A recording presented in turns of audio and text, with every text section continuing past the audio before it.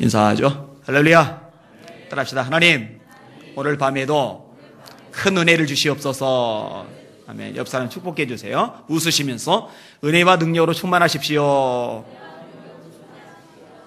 아멘. 금요일에 계시록의 말씀을 22장까지 다 다뤘고 야고보서 말씀을 다루다가 잠깐 야유회를 갔었습니다. 그리고 다시 이제 야고보서로 돌아왔습니다. 오늘 5장 조금만 더 다루면은 야고보서도 다 끝을 내게 됩니다. 오늘 말씀을 통해서 저희 심령 속에, 여러분의 심령 속에 하나님의 진리가 뿌리 내리시기를 주님의 이름으로 축원합니다.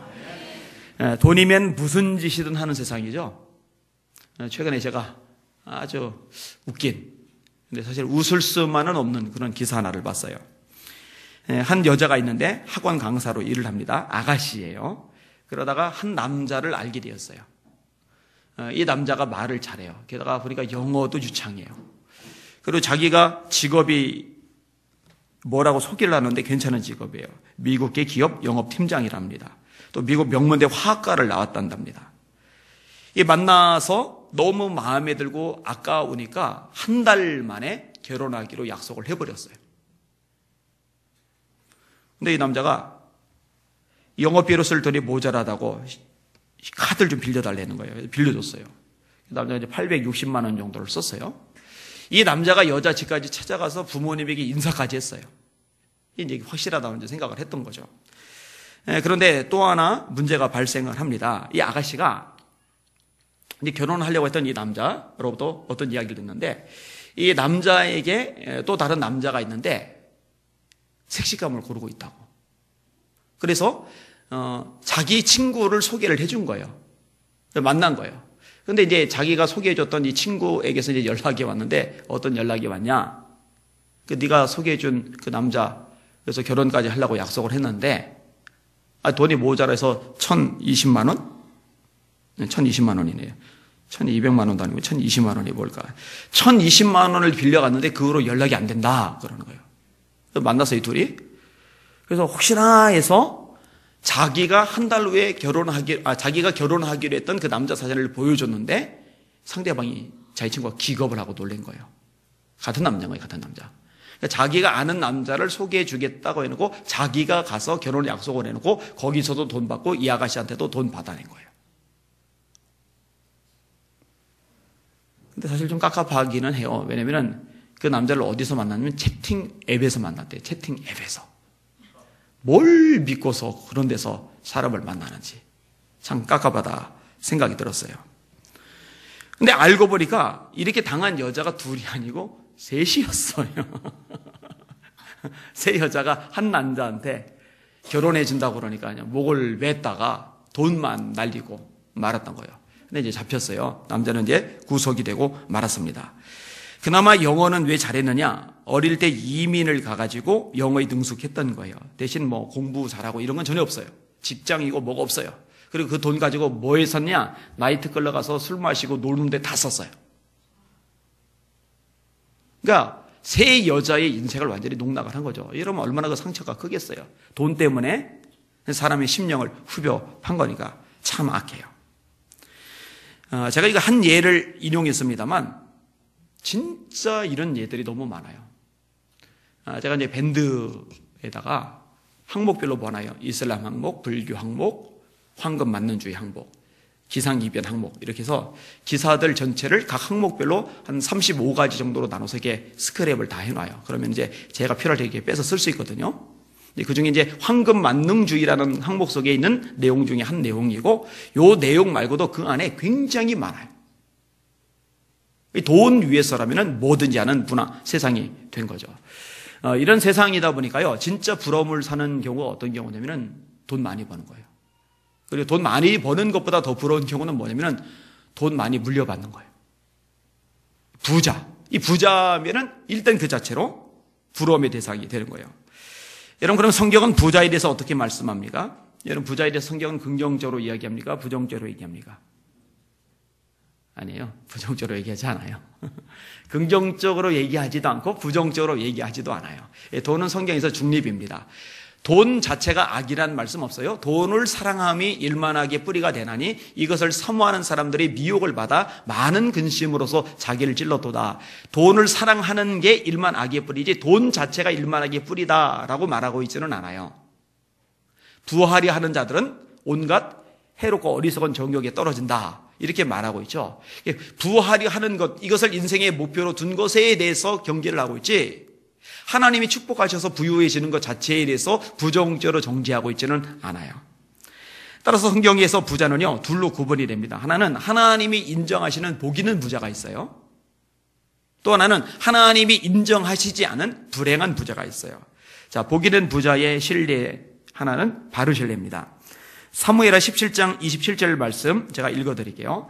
다윗이 마하나임에 이르렀을 때에 암몬 족속에게 속한 라빠 사람 나하스의 아들 소비와 로데발 사람 암미엘의 아들 마길과 로골림 길라 사람 바르실레가 침상과 대야와 질그릇과 밀과 보리와 밀가루와 볶은 곡식과 콩과 팥과 볶은 녹두와 꿀과 버터와 양과 치즈를 가져다가 다윗과 그와 함께한 백성에게 먹게 하였으니 이는 그들 생각에 백성이 들에서 시장하고 고운하고 목마르겠다 함이더라.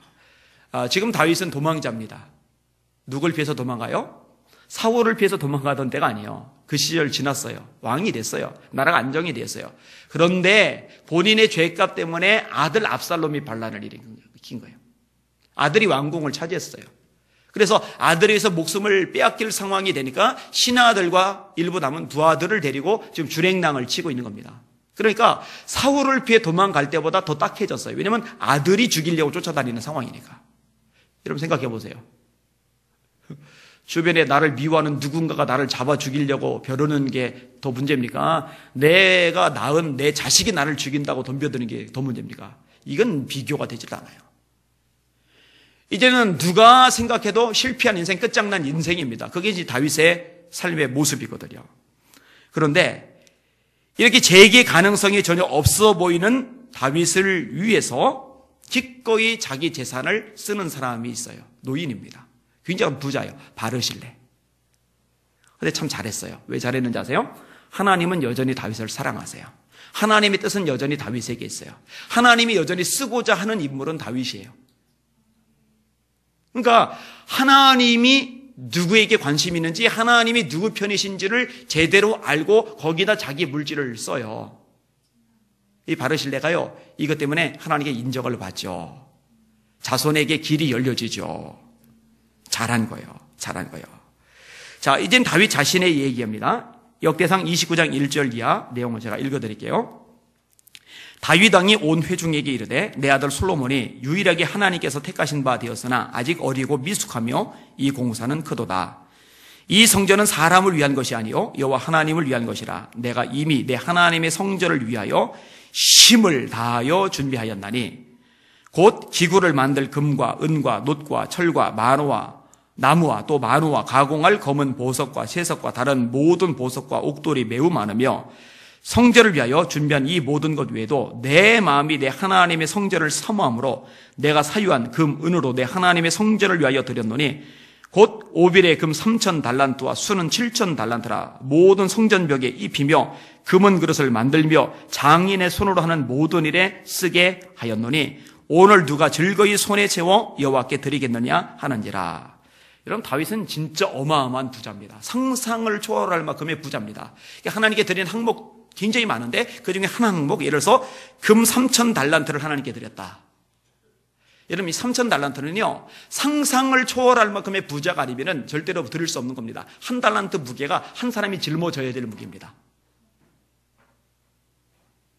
그러니까 3,000 달란트의 무게면 도대체 금이 얼마나 되는 겁니까?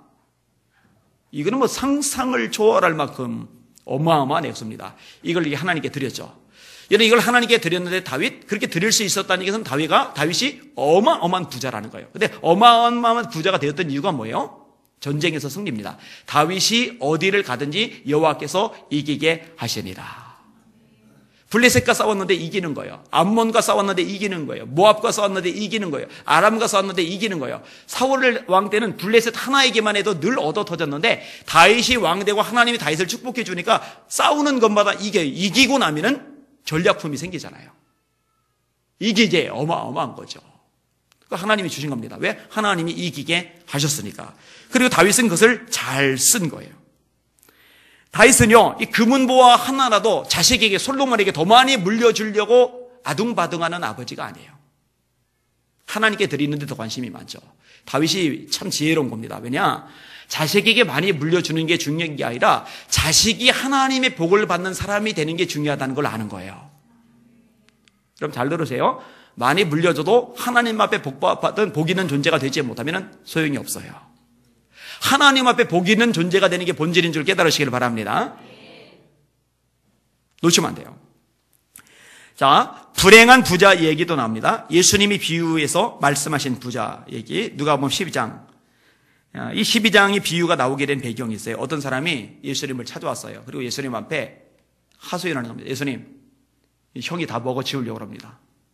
그러니까 제 형한테 명령을 내리셔서 예수님이 말씀하시면은 우리 형도 좀 들을 것 같으니까 우리 형에게 좀 명령하셔서 재산을, 물려받은 유산을 저하고 좀 똑같이 나눠 갖도록, 저에게도 상당한 몫이 떨어지도록 그렇게 좀 조치 좀 취해 주세요. 근데 예수님이요, 그런 것에 관여를 안 하십니다. 주님이 이렇게 말씀하세요. 이 사람아, 단어 자체가 이 사람아, 뭔가 마음에 안 드는 거예요. 누가 나를 너의 재판관이나 물건 나누는 자로 삼았느냐? 이 사람아, 누가 나를 너의 재판관이나 물건 나누는 자로 삼았느냐? 그러더니 곧바로 비유를 끄집어내세요. 예수님 이런 걸 보면 굉장히 직선적이세요. 품고 사랑하고 용서하시고 끝없이 기다려주시는 반면에 어떨 때는 굉장히 단호하세요. 이런 이야기를 끄집어냈는데 좀 토닥여서 그냥 돌려보내는 게 아니라 곧바로 결정타를 매기는 거예요. 이렇게 말씀을 하세요. 이 사람에게 얘기를 들었고 이 사람 주변에 다른 사람 또 있잖아요. 그들 모두 들으라고 이렇게 말하는 거예요. 삼가 모든 탐심을 물리치라. 사람의 생명이 그 소유에 넉넉한 데 있지 아니하니라. 또 비유로 그들에게 말하여 이르되 한 부자가 그 밭에 소출이 풍성하며 심중에 생각하여 이르되 내가 곡식 쌓아둘 곳이 없으니 어찌할까 하고 또 이르되 내가 이렇게 하리라. 내 곡간을 헐고 더 크게 짓고 내 모든 곡식과 물건을 거기 쌓아두리라. 또 내가 내 영혼에게 이르되 영혼아 여러 있을 물건을 많이 쌓아두었으니 평안히 쉬고 먹고 마시고 즐거워하자. 그렇죠. 돈이 많으니까 편안하잖아요. 걱정이 안 되잖아요. 이제 쉽게 먹고 마시고 즐겨도 되잖아요. 해외여행 다녀도 되잖아요. 그렇게 말하는 거예요. 이 세상 사람들이 말하는 그 방식을요, 비유 속에서 주님이 고스란히 아주 적나라하게 말씀하시는 거예요. 그 다음에 하시는 말씀이 뭐예요? 이렇게 하되 하나님은 이르시되 어리석은 자야, 오늘 밤에 내가 네 영혼을 취하리니 네 쌓아오는 것이 누구 것이 되겠느냐. 자기를 위하여 재물을 쌓아두고 하나님께 대하여 부유하지 못한 자가 이와 같으니라. 여러분, 내 형 명령 있어 재산 좀 나눠주게 해주세요 하는 그 사람을 앞에 두고서 주님이 이 설교를 하신 거예요. 여러분, 열받을 얘기 아니에요? 솔직히 기분 나쁠 얘기 아니에요? 오늘 밤 내가 네 영혼을 취하리니 네 쌓아놓은 것이 누구 것이 되겠느냐. 그런데 주님은요 제대로 가르치시는 거죠. 이 부자의 문제는 뭡니까? 돈이 많은 게 정죄받을 일은 아니라고 말씀드렸잖아요. 그거는 죄될 게 전혀 없어요. 문제는 그 다음입니다. 자기밖에 몰라요. 자꾸 창고 쌓아놓고 자기 혼자 먹고 자기 혼자 마시고 자기 혼자 쉬고 자기 혼자 평안하고 주변 사람들에는 배려가 없어요. 가난한 사람들에는 관심이 없어요. 하나님이란 개념, 주님을 위해서 쓰겠다는 관념 자체가 이 사람에게는 없어요. 그래서 주님 말씀하는 거예요. 자기를 향해서는 부유한데 돈이 엄청나게 많은데 하나님을 향해서는 부유하잖아요. 하나님 앞에 갔을 때는 정작 내놓을 것이 아무것도 없는 거예요. 여러분, 인생의 성공과 실패는요 하나님 앞에서 판가름이 납니다. 이 세상 사는 동안에 통장이 잔고에 아무리 돈이 많아도 그래서 사람들이 성공한 사람이라고 축하를 해줘도 부러워해도 하나님 앞에 갔을 때 하나님 앞에 내놓을 것이 아무것도 없으면 그 인생은 불행한 인생, 실패한 인생입니다. 여기는 여러분들은 하나님 앞에 내놓을 것이 있기를 주의 이름으로 축원합니다. 그게 지혜로운 거예요. 자, 불행한 또 한 사람 나발. 이 나발 얘기 제가 가끔 하잖아요. 이 사람이 되게 부자입니다.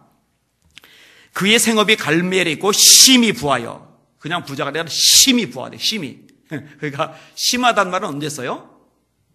정도가 이렇게 어느 정도를 넘어서 버릴 때 쓰는 거잖아요. 심히 부하다. 이거는 어마어마한 부자란 얘기예요. 양이 3,000마리요, 염소가 1,000마리이므로 그가 갈멜에서 그의 양털을 깎고 있었더니, 이런 얘기가 나와요. 다윗이요, 도망자입니다. 밑에 부하들이 힘들어요, 배고파요, 늘 시달려요. 근데 다윗이요, 도움을 그동안에 많이 줬어요. 어마어마한 부자인데 이 부자 노리는 노략질하는 인간들이 주변에 없겠습니까? 그런데 다윗이 늘 차단해주고 막아줬어요. 다윗 때문에 하나도 빼앗기지 않게 되었어요. 그러면 나발 입장에서 다윗이 고마운 존재거든요. 근데 잔치 벌이는 날 어마어마하게 음식을 차려놨는데 다윗이 부하들 보내서 돈 달래는 것도 아니고 먹을 것만 좀 어마어마하게 차리는 음식 중에 일부만 좀 나눠달라고 그랬는데 이걸 모욕해서 보냅니다. 개망시를 톡톡히 줘서 보냅니다. 다윗이 벼러요, 이를 갈아요. 나발이 집에 있는 남자들 내가 한 남자도 남겨놓지 않고 다 죽이겠다. 이 정도로 다윗이 화가 머리끝까지 나요. 요거를 나발의 아내인 아비가일이 지혜로운 여자인데 수습을 잘하죠. 근데 나발은 하나님이 쳐요. 그래서 죽어요. 성경이 말씀해요. 하나님이 치셔서 죽었다고 돼 있어요. 하나님이 치셔서. 그렇죠. 치실만 하죠. 하나님이 세우시려고 하고 하나님이 기름 부으셨는데 거기를 모욕해가지고 돈 많은 거 가지고 무시하면서 관세하면서 보냈으니 배은망덕이죠. 기고만장이죠. 오늘 본문에 등장하는 이야기는 이 불행한 부자 쪽, 어리석은 부자 쪽에 해당되는 내용입니다. 점검을 해보실 수 있는 좋은 기회가 될 겁니다. 자, 이 부자에게 임할 심판을 언급을 하는데 1절 말씀을 다 같이 읽을게요. 시작. 들으라 부한자들아 너에게 임할 고생으로 말미암아 울고 통곡하라. 보통 고생은 가난한 사람이 합니다. 돈이 없는 사람이 합니다. 그죠? 밑바닥 사는 사람이 고생을 합니다. 근데 부자가 뭐가 하는 거예요? 너에게 임할 고생이 임할 거랍니다. 근데 이게요, 돈이 없어서 고생하는 그런 고생 정도라면 사실 괜찮은데요, 그런 차원의 고생을 말하는 게 아니고요, 이거는 이제 심판을 말하는 거예요. 하나님이 작정을 하신 거예요. 그냥 두지 않으시기로. 그래서 이 심판 덕분에 울고 통곡하게 됩니다. 이 울고 통곡하는 것은 회개하는 울음과 통곡이 아니라 너무 고통스럽기 때문에 울고 통곡하는 겁니다. 예를 들어서 예수님의 비유 중에 바깥 어두운 데 쫓겨나 이를 갈며 슬피 울미 있으리라, 그런 내용하고 같은 맥락의 내용입니다. 돈이 많아서 근심 걱정 없이 행복할 것 같은데 정반대의 결과가 나온 거죠. 여러분, 하나님의 심판은요, 누구도 예외가 아닙니다. 안 좋은 말 있죠? 유전, 무죄. 무전, 유죄. 뭔 말인지 알아요? 유전, 전이 돈을 말하는 거예요. 유가 있을 유자죠. 돈이 있으면 무죄, 죄가 없어요. 돈이 없으면 무죄, 유죄. 그렇게 되는 거죠. 근데 실제로요, 돈만 많이 가지고 있어도요, 많이 풀려납니다. 한국인들이 굉장히 이제 불만을 가지고 있는 것 중에 하나가 뭐냐면 특별 사면이라는 건데, 대기업 총수, 대기업 회장, CEO가 비리를 저질러서 감옥에 들어갔어요. 그런데요, 웬만하면 다 풀려납니다. 왜 풀려났는지 아세요? 그 사람들 가진 돈 때문에. 대기업 총수가 들어가 있다 보니까 그 사람이 오너로서 움직여야 될 기업이 안 움직이고, 그 기업이 제대로 안 움직이니까 국가 경제가 어렵고, 국가 경제가 어려우니까 정치권 입장에서도 부담이 느껴지고, 그래서 이게 풀려주는 논리예요. 반면에 일반인들 죄 짓고 감옥 가면은요, 웬만하면 특사로 못 나옵니다. 이런 부분 때문에 좀 억울함이죠. 사실 이런 부분도 제대로 좀 처리할 필요가 있어요. 국가 경제가 조금 어렵더라도 원칙적인 것이 제대로 지켜지는, 그래서 많든지 적든지 공평하게 처리된다는 인식이 국민들에게 좀 새겨질 필요가 있어요. 근데 이게 우리나라만 그런 게 아니고요, 대체적으로 그래요. 돈이 있으면 통합니다. 뭐 공산주의 국가, 사회주의 국가, 뭐 평등을 주장하는 이런 국가, 이런 국가라고 뭐 평등할 것 같아요? 아니요, 더 부패했습니다. 저 공산주의 국가, 중국 시진핑이 칼을 빼들었는데 여기에 지금 걸려드는 사람들, 최고위직자들 먹은 돈이요, 우리나라 고위공직자가 먹은 돈하고는 비교가 되질 않더라고요. 그게 돈 먹고 봐준 일들이 너무너무 많은 거죠. 그런데 사람은 그렇게 돈 받고 봐주는 일이 많은데 하나님은 그런 것 신경을 쓰지 않는 거예요. 돈이 통하지 않는 거예요. 여러분, 돈이 많은 부자만이 아니고요, 돈이 많은 나라도 심판을 하십니다. 여러분, 마지막 때 하나님을 거역하는 제국을 바벨론이라고 묘사를 합니다. 이 바벨론에 대한 심판이 계시록 18장에 언급이 되고 있어요. 제가 따로 설교를 했었습니다. 지금 그걸로 설교하지는 않을 건데 그 내용을 일부만 인용해서 드릴게요. 들어보세요. 이후에 다른 천사가 하늘에서 내려오는 것을 보니 큰 권세를 가졌는데 그의 영광으로 땅이 환하여지도다. 힘찬 음성으로 외쳐 이르되 무너졌도다 무너졌도다 큰 성 바벨론이여, 귀신의 처소와 각종 더러운 영이 모이는 곳과 각종 더럽고 가증한 새들이 모이는 곳이 되었도다. 그 음행의 진노의 포도주로 말미암아 만국이 무너졌으며 또 땅의 왕들이 그와 더불어 음행하였으며 땅의 상인들도 그 사치의 세력으로 치부하였도다 하더라. 또 내가 들으니 하늘로부터 다른 음성이 나서 이르되 내 백성아 거기서 나와 그의 죄에 참여하지 말고 그가 받을 재앙들을 받지 말라. 그의 죄는 하늘에 사무쳤으며 하나님은 그의 불의한 일을 기억하신지라. 그가 준 그대로 그에게 주고 그의 행위대로 갑절을 갚아주고 그가 섞은 잔에도 갑절이나 섞어 그에게 주라. 그가 얼마나 자기를 영화롭게 하였으며 사치하였던지 그만큼 고통과 애통함으로 갚아주라. 그가 마음에 말하기를 나는 여왕으로 앉은 자요 과부가 아니라 결단코 애통함을 당하지 아니하리라니. 그러므로 하루 동안에 그 재앙들이 이르리니 그 사망과 애통함과 흉년이라. 그가 또한 불에 살라지리니 그를 심판하시는 주 하나님은 강하신 자이심이라.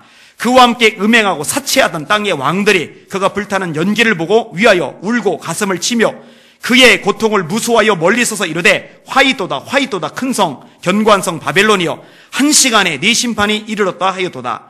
땅의 상인들이 그를 위하여 울고 애통하는 것은 다시 그들의 상품을 사는 자가 없음이라. 그 상품은 금과 은과 보석과 진주와 세마포와 자족간과 비단과 붉은 옷가며 각종 향목과 각종 상아 그릇이요 값진 나무와 구리와 철과 대리석으로 만든 각종 그릇이요 계피와 향루와 향과 향유와 유향과 포도주와 감람류와 고운 밀가루와 밀이요 소와 양과 밀과 수레와 종들과 사람의 영혼들이라.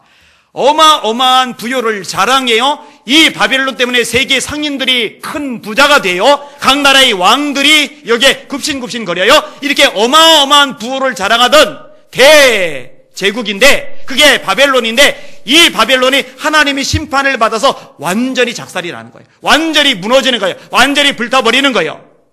다른 본문에 의하면 이 새 조각이 나가지고 바닷속에 영원히 가라앉아 버리는 거예요.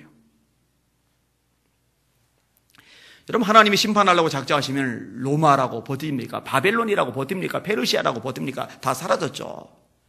미국이라고 버티겠습니까? 중국이라고, 러시아라고 버티겠습니까? 하나님이 작정하시면요, 강한 나라도 부유한 나라도 끝납니다. 할렐루야. 하나님 대단하신 분이에요.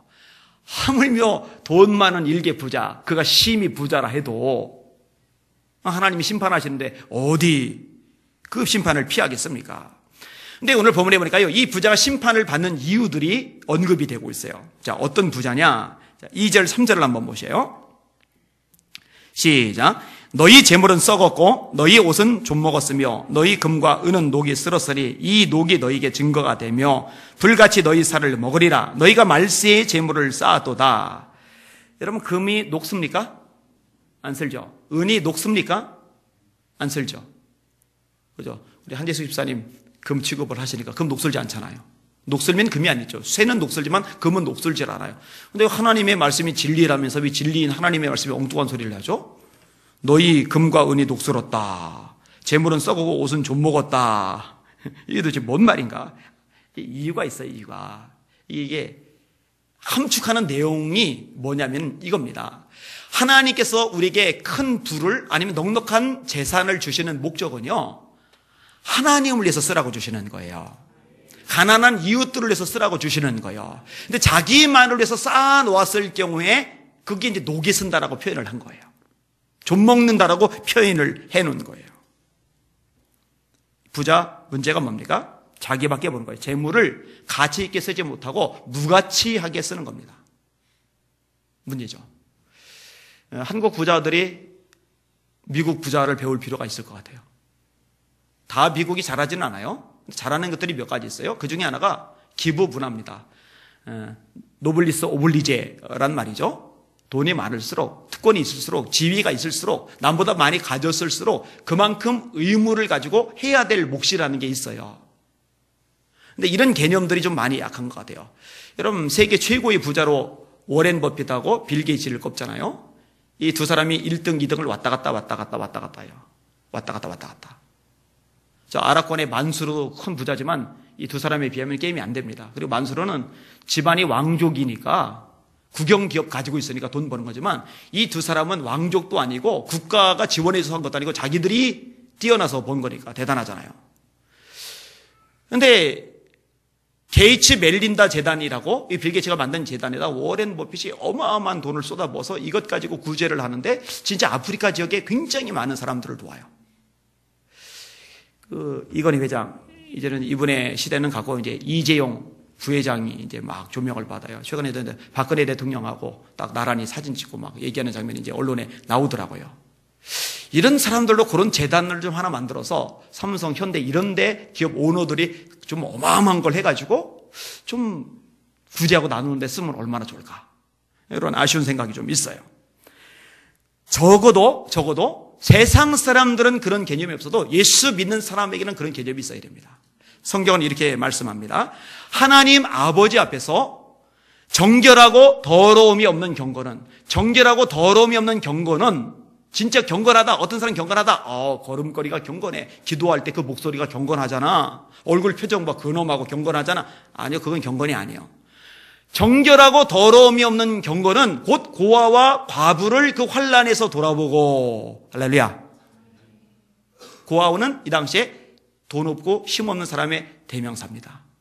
고아, 과부가 그런 거예요. 그들을 보살피고 환난 중에서 필요를 채워주는 것, 이걸 경건이라고 성경은 말씀합니다. 요한일서 3장 17, 18절에 이렇게 말씀합니다. 이 세상 재물을 가지고 형제의 궁핍함을 보고도, 봤어요? 나한테는 있어요. 보고도 도와줄 마음을 막으면 어찌 그 속에 하나님의 사랑이 거할 거보냐. 18절에 자녀들아, 우리가 말과 혀로만 사랑하지 말고 오직 행함과 진실함으로 하자. 여러분, 빚을 내서 줄 수는 없어요. 내가 쪼들리는데 하기는 어려워요. 그런데 내가 여력이 된다면은, 누군가가 좀 아쉽고 조금이라도 보탬이 된다면 그때는 외면하지 마시고 보고도 못 본 척하지 마시고 여러분이 손을 펴실 수 있기를 주님의 이름으로 축원합니다. 성경은 이 부분을 구체적으로 아주 노골적으로 이야기를 끄집어내는 거예요. 예전아, 잘 들어. 딴짓하지 말고 전사님 쿡쿡 찔리지 말고 잘 들어. 예배 시간에 집중을 해야지. 자, 이게 이제 문제예요. 그 다음에 두 번째, 오늘 본문의 부자가 왜 악하냐? 4절을 보세요. 4절. 정당한 대가를 지불하지 않아요. 그래서 돈을 번 거예요.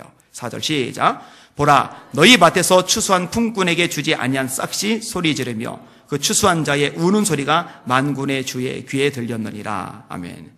사실 이런 설교는 저 강남에 있는 대형 교회에서 좀 설교를 해야 되는데요. 그죠?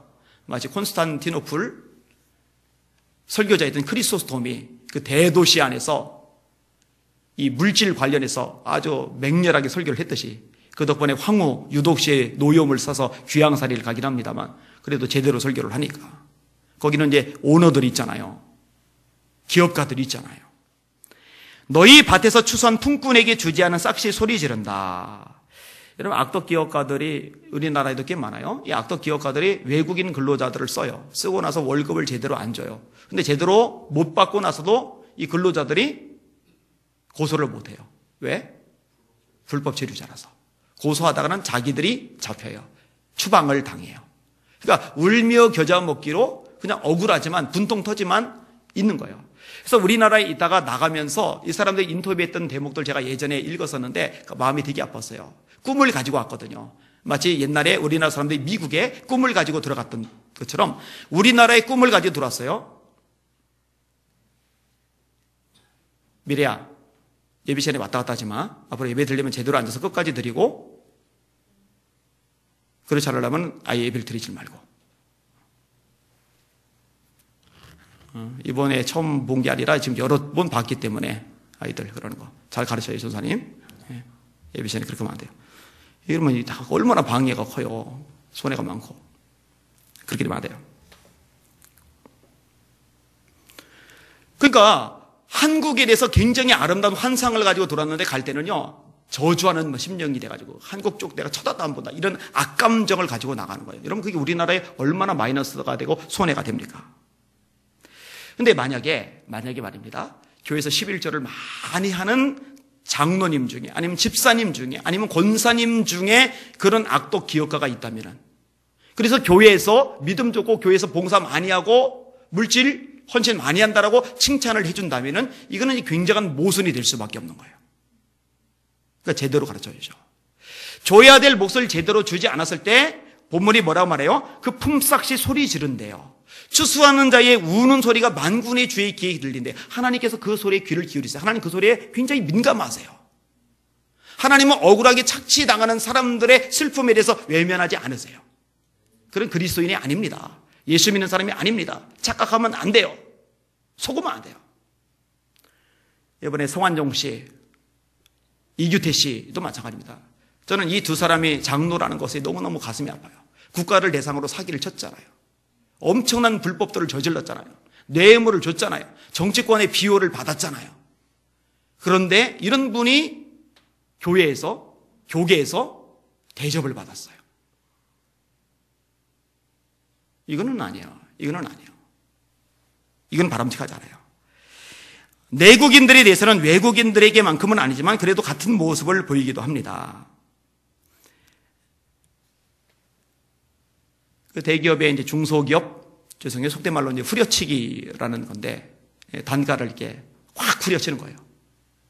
근데 이제 중소기업 입장에서는요, 대기업에 납품을 하지 못하면은 생계가 안 되니까, 회사 운영 유지가 안 되니까 하는 수 없이 울며 겨자 먹기로 다 응할 수밖에 없어요. 니네 응하지 않으면 갈아친다, 다른 중소기업 거기랑 계약한다, 이러면 이제 큰일이 나거든요. 이 상생의 구조가 돼야 돼요, 사실 상생의 구조. 그러니까 대기업도 살고 중소기업도 살고 이런 구조로 하는데, 이 대기업은 살고 중소기업은 죽는 구조, 이런 것이 이제 없지 않아 있어요. 이런 건 이제 바람직하지 않죠. 좋아요. 세상 사람들이 기업 오너라면은 자본주의 사회고 냉혹하고 하나님도 없으니까 그럴 수 있다 쳐요. 옳지는 않지만, 바람직하지는 않지만 옳다 쳐요. 그런데 적어도 예수 믿는 사람이 기업가라면 그렇게 하면 안 됩니다. 대기업들 중에 예수 믿는 사람, 장로님이 기업 오너인 경우가 있어요. 기도해 주세요. 이랜드 기업 회장님을 위해서, 신원 같은 기업 회장님을 위해서, 그리고 이 기독교 오너가 있는 이 기업들을 위해서 중보기도를 많이 해주세요. 그분들 한 사람 한 사람이 어떻게 행동하고 어떻게 결정하고 어떻게 중소기업들을 대하고 어떻게 세상을 향해서 반응을 보이느냐에 따라서 예수 믿는 사람을 보는, 교회를 보는, 신앙인을 보는 세상의 눈이 완전히 달라질 수가 있거든요. 사실은 참 하나님 앞에 상급 쌓을 수 있는 좋은 위치에 있어요. 왜냐하면 그런 위치에 있으면서 다른 기업가들과 전혀 다른 모습을 보인다면 세상이 주목할 거잖아요. 그게 어둠 속의 빛이잖아요. 사랑의 교회에서 저를 강사로 한번 불러야 되는데요. 자, 세 번째, 이 부자가 왜 또 문제냐? 5절을 보세요. 5절 시작. 너희가 땅에서 사치하고 방종하여 살육의 날에 너희 마음을 살찌게 하였도다. 살육의 날, 이것도 같은 얘기입니다. 심판의 날을 말하는 겁니다. 두 단어가 주목해야 될 단어인데, 하나는 사치, 하나는 방종이에요. 사치와 방종. 여러분, 예수 믿는 사람들은 사치하면 안 됩니다. 아멘. 예수 믿는 사람들은 방종하면 안 됩니다. 아멘. 사치는 뭐예요? 사치? 정도 이상으로 과분하게 낭비하는 삶을 사는 것, 그게 사치입니다. 사치의 대명사가 뭘까요? 소위 명품. 앞으로 집에 명품 있는 사람 들고 교회에다 보기 힘들겠네요. 여기 있는 사람들 중에서. 그죠? 뭐 하나 산 거 봐줄게요. 근데 이 명품에 목을 거는 사람이 있어요. 진짜로 여기에 목을 거는 사람들이 너무 많아요. 그거 몇 개 막 가지고 싶어서 막 안 달라는 거예요. 액을 못 거라는 거예요. 여러분, 그거 사치입니다, 사치. 집 너무 과도하게 키울 필요 없어요. 어떤 사람 80평, 이거 두 개를 헐어서 160평으로 쓴다는 얘기를 예전에 읽은 적이 있는데, 80평 청소하기도 힘들죠. 근데 보기야 그런 사람들은 자기가 청소 안 하죠. 청소부를 두고서 이제 청소를 하니까 이제 별 문제는 없겠지만, 그거 사치죠, 사치. 차를 종류별로 모으는 사람들도 있더라고요. 고급 승용차를. 우리 애 친구의 아버지 하나가 고급 승용차를 여러 대 가지고 계셨어요. 제가 볼 때 사치입니다, 사치. 예수 믿는지 안 믿는지 저는 몰라요. 예수 믿는다면은 바람직하지 않아요. 방종은 뭐예요, 방종? 사치는 정도 이상으로 과하게 쓰는 거라면 방종은요, 옳지 않은 방향으로 잘못된 방향으로 쓰는 겁니다. 예를 들어서 쾌락을 위해서, 세상적인 즐거움을 위해서 이런 것들을 허비하는 것을 방종이라고 해요. 비싼 술을 마신다든지 성적인 탐닉을 한다든지. 이런 세상이 워낙 타락해서요, 돈만 많으면 여자들은 꼬입니다. 이 세상입니다. 우리가 산 세상입니다. 마약에까지 손대죠. 이번에도 단체로 적발이 되었어요. 여러분, 거듭난 그리스도인이라면요, 사치하지 마셔요. 방종하지 마셔요. 그럴 돈 가지고 가시는 데 쓰실 수 있기를 주님의 이름으로 축원합니다.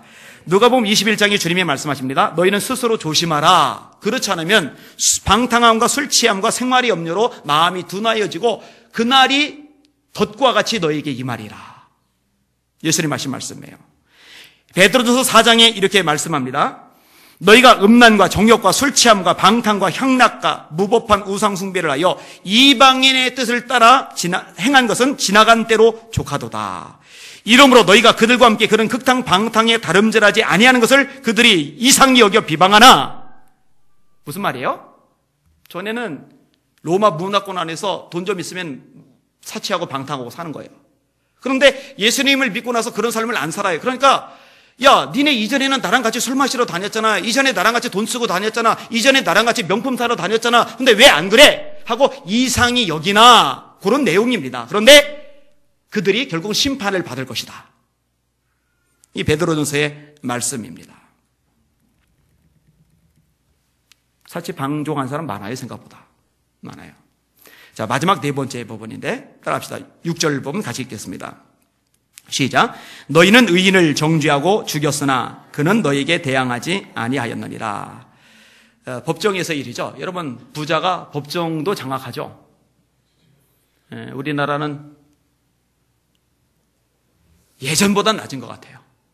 앞으로 더 나아져야 돼요. 그런데 지금도 유전, 무전, 유죄. 아까 말했듯이 이게 여전히 작용하는 부분은 없자가 있으니까 점점점 낮아야 돼요. 이 사법권이 정직해야 사실 나라 수준이 높은 거거든요.